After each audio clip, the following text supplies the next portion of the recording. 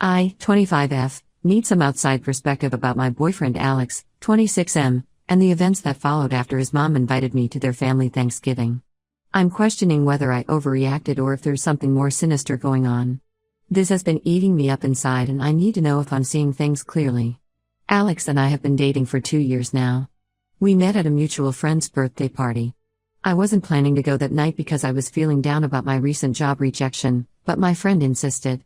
Alex was the bartender, and we clicked instantly. He had this warmth about him that made me feel safe. Within 3 months, we were officially dating. His family is very close-knit and they do everything together. I mean everything. Sunday dinners are mandatory, they vacation together twice a year, and they even have a family fantasy football league. His mom Linda is especially big on family traditions and gatherings. She's the type who plans Christmas in July and has everyone's birthdays marked on a special calendar in her kitchen. Every year they rent a huge Airbnb for 4 days during Thanksgiving where the entire extended family gets together. We're talking about 25 to 30 people under one roof. They do fun activities like hiking and board game tournaments, have movie nights, and of course, the big Thanksgiving dinner. Linda plans everything months in advance, from the seating arrangements to the menu. Each family member is assigned a dish to bring, and there's apparently a whole drama every year about who gets to make the mac and cheese.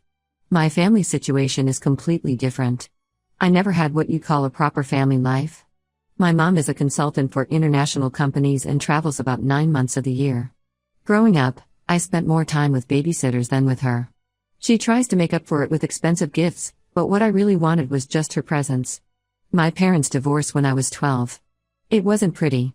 My dad had been having an affair with his secretary, Sarah, for 2 years.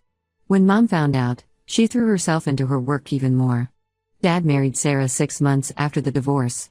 My sister Lisa, who was 14 at the time, chose to live with Dad because she blamed Mom for never being around. Sarah made it clear from day one that I wasn't welcome in their new family.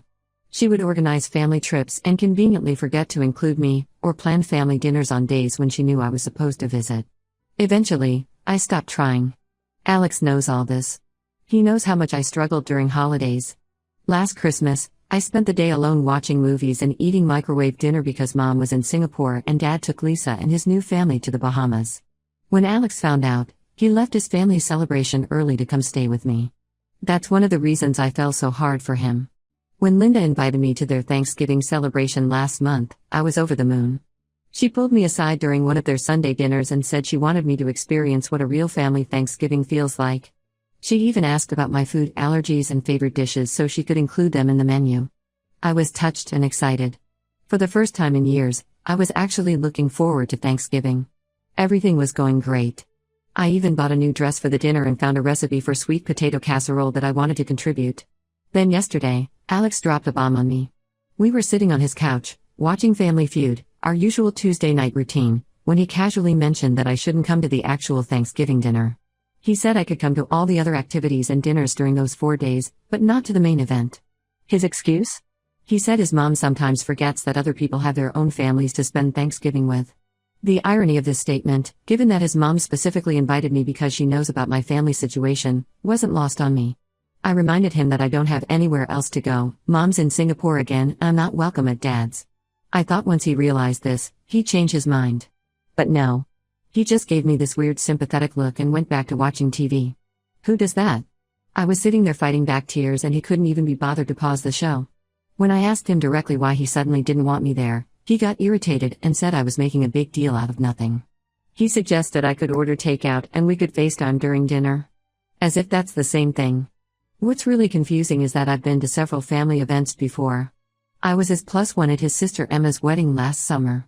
I helped his mom set up the decorations and even caught the bouquet, which led to some awkward but excited looks from his family.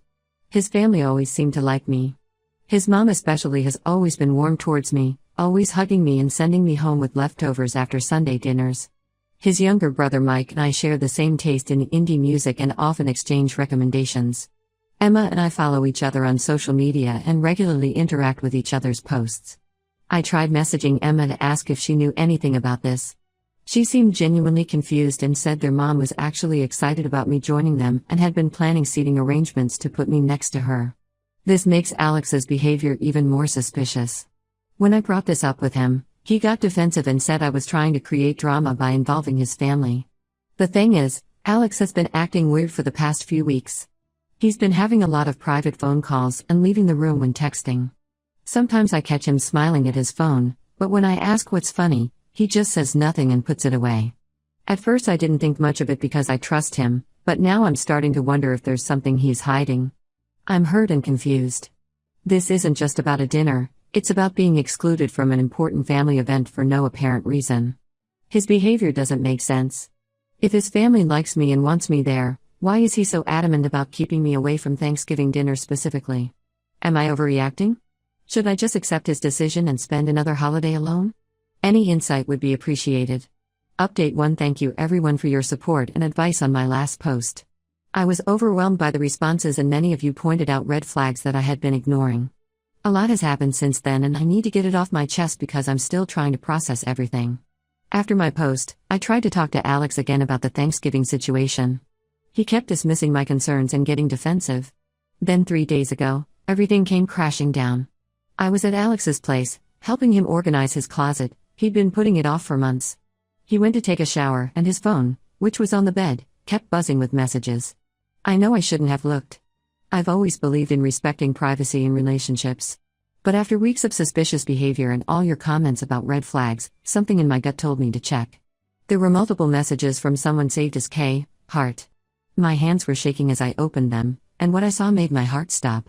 K turned out to be Katie, his ex-girlfriend. Not just any ex, the one he dated all through college, the one he said was ancient history. The messages went back months. He'd been telling her how much his family misses her, especially his mom. They were planning her big return at Thanksgiving dinner. There were messages about how they needed to be careful about telling me, and how Alex needed to find a way to keep me away from the dinner without raising suspicion. But it got worse. So much worse. As I scrolled up through their chat history, I discovered their entire plan. They'd been together the whole time. All 2 years of my relationship with Alex was a lie. Katie had moved to California for work 2 years ago, right when Alex and I started dating.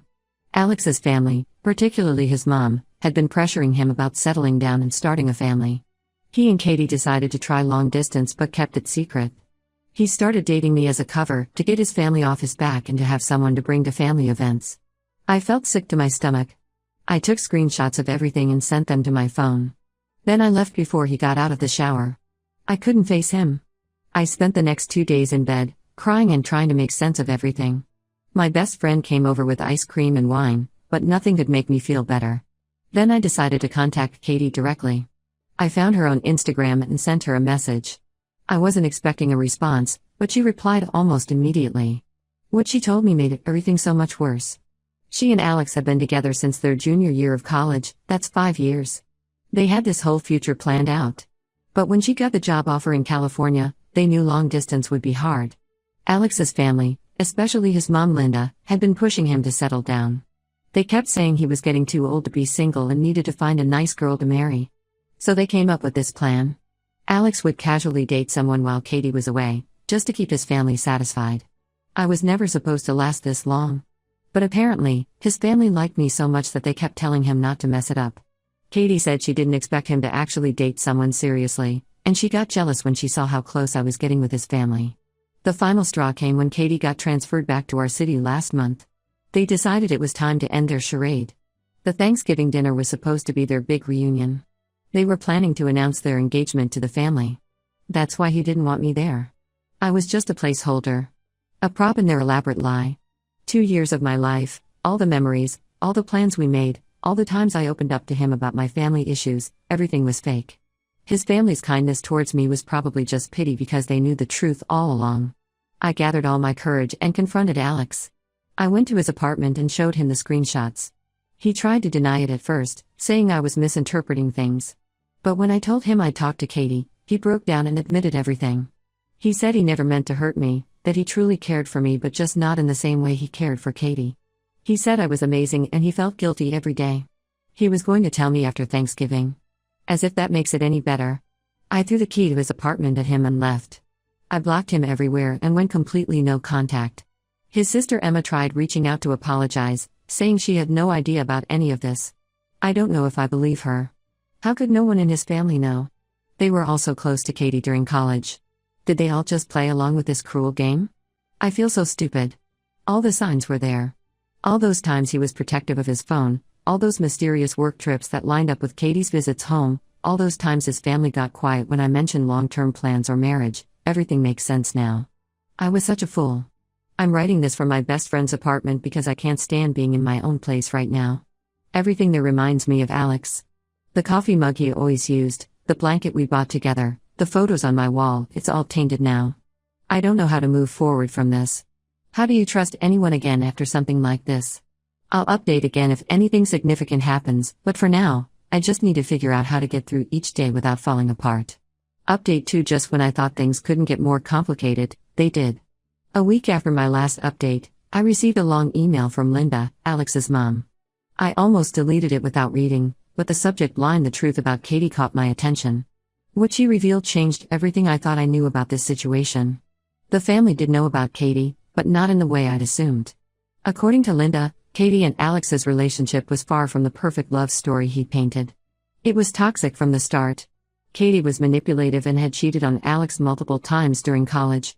She had a way of making Alex believe everything was his fault, that he was never good enough. Linda said she watched her confident, happy son turn into an anxious mess during those years. The family, especially Linda, was relieved when Katie moved to California. They thought Alex had finally broken free from her influence. He started going to therapy, rebuilt his self-confidence, and seemed happier than he'd been in years. When he introduced me to them, they were genuinely happy. Linda said I brought out a better side of Alex, one they hadn't seen since before Katie. Their welcome wasn't fake, they truly wanted me in their family. Emma's wedding seating chart had me at the family table because they already considered me family. They never knew about Alex's continued contact with Katie. They thought that chapter was firmly closed. But things took a dark turn a few months ago. Katie contacted Linda directly with a threat. During her relationship with Alex, she had discovered something about their family. Alex's dad had another family in another state.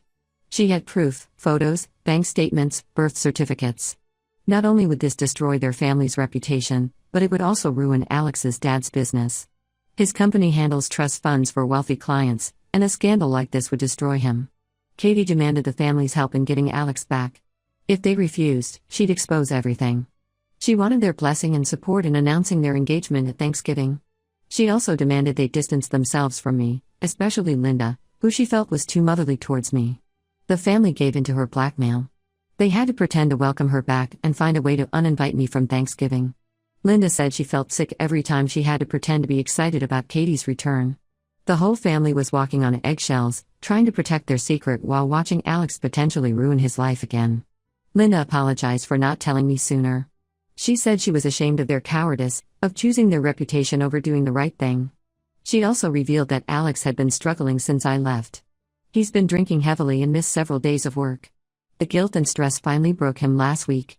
After a particularly bad drinking episode, he broke down and told Emma everything, his secret relationship with Katie, the lies he told me, and how Katie had been blackmailing his family. Emma, furious about being kept in the dark, convinced him to stand up to Katie. Alex finally reported her blackmail attempt to the police and told his mom to tell me everything. The email ended with Linda begging me not to judge their family too harshly. She said they were all victims of Katie's manipulation, but they also knew they'd handled everything wrong. They should have been honest with me from the start.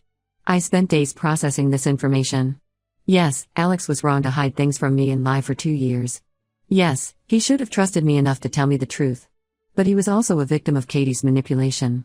His family was trying to protect themselves and their livelihood. But 2 years of lies is still 2 years of lies. The whole situation is a mess. Katie's blackmail attempt is now under police investigation. Alex's dad's secret family drama is slowly becoming public knowledge as the investigation proceeds. The perfect family image they tried so hard to protect is crumbling anyway. Alex has tried to contact me several times since Linda's email. He sent a long letter apologizing and explaining his side of things. He said he never stopped loving me, that his continued contact with Katie was out of fear and habit rather than love. He's begging for another chance, promising to be completely honest from now on. I haven't responded to any of his messages. I'm still trying to sort out my feelings about everything. Can you forgive someone who lied to you for years, even if they had their reasons? Can a relationship survive this kind of deception? I honestly don't know. I'll update again once I've figured out what I want to do. Right now, I'm just trying to process everything and focus on healing myself. Update 3. This will be my final update. After months of emotional turmoil and careful consideration, I made my decision about Alex and the whole situation. I want to share how everything turned out. First, I decided not to get back together with Alex. While I understand the difficult position he was in with Katie's manipulation and his family's secret, I couldn't get past the deception. 2 years of lies, no matter the reason, destroyed something fundamental in our relationship. Trust, once broken like that, is nearly impossible to rebuild. The aftermath of everything has been intense. The police investigation into Katie revealed she had been blackmailing several other people too. Apparently, she made a habit of collecting dirt on people during college and using it later for manipulation. She's facing serious charges now, not just for blackmail but also for fraud and harassment of other victims who came forward. Alex's family is dealing with their own fallout. His dad's other family has come forward publicly. Turns out he has 3 kids with another woman, the youngest is only 8 years old. The scandal hit exactly as Katie threatened it would. Linda filed for divorce after discovering the affair had been going on for over a decade. Alex's dad's business is struggling as clients pull their accounts. The famous family Thanksgiving tradition, along with most of their other family gatherings, has been cancelled indefinitely. Emma reached out to me last week. She said everything has fallen apart. Their mom moved in with her temporarily and barely leaves her room. Their dad is trying to damage control with his business but it's not working. Mike dropped out of college because they can't afford the tuition anymore. The perfect family image they tried so desperately to protect is gone.